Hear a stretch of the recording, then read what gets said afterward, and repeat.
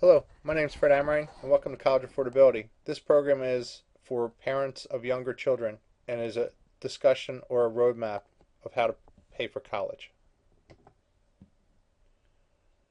For parents of younger children, this is one of the most complicated financial processes you will go through.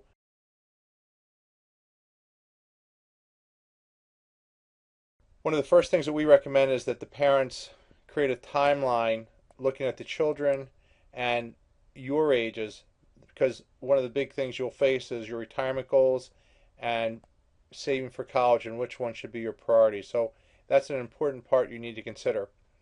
Once you understand the timelines and seeing what can happen there, setting the priorities and finding the best solutions based on those priorities will be important.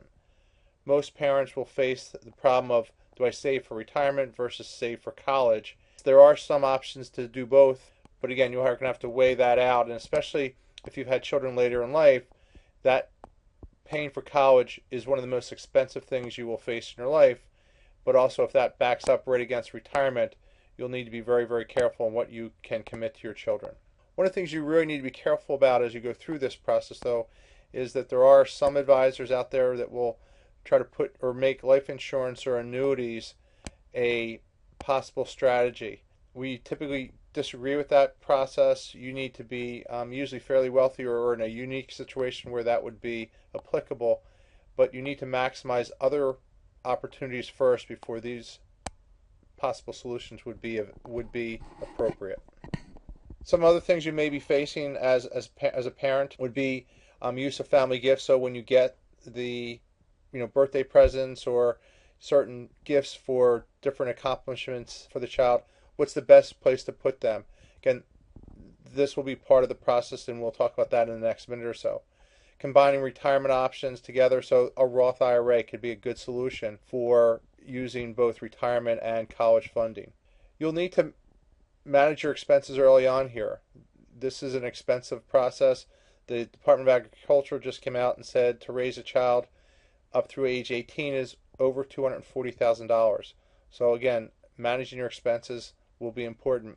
Understanding your EFC. Your EFC stands for Expected Family Contribution. We have a separate video on that and also a free download so you could work and find out what your EFC position is, and that will determine how much financial aid you possibly could get. And one of the other options that many of you will face or still are facing is paying back your own student loans. As you can see the burden that you may have, and you may want to try to make it better for your child. But there are 8 different ways to repay your student loans. We are also experts in that area.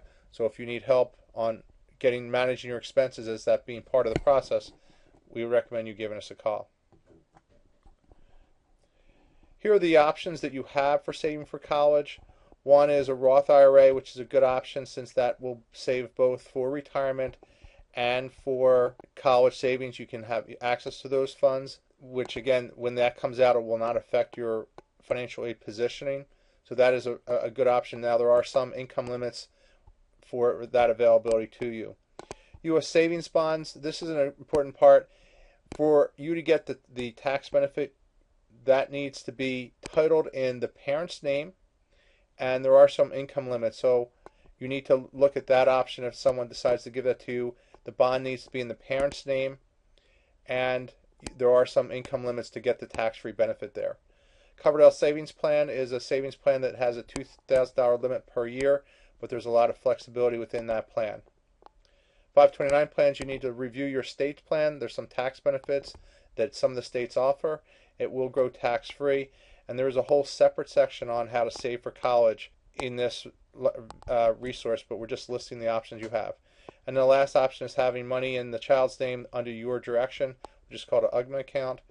These accounts are beneficial and are a good way to save, but they could hurt you based on your financial aid positioning as the child approaches 18. And in some states, or in most states, it is 18.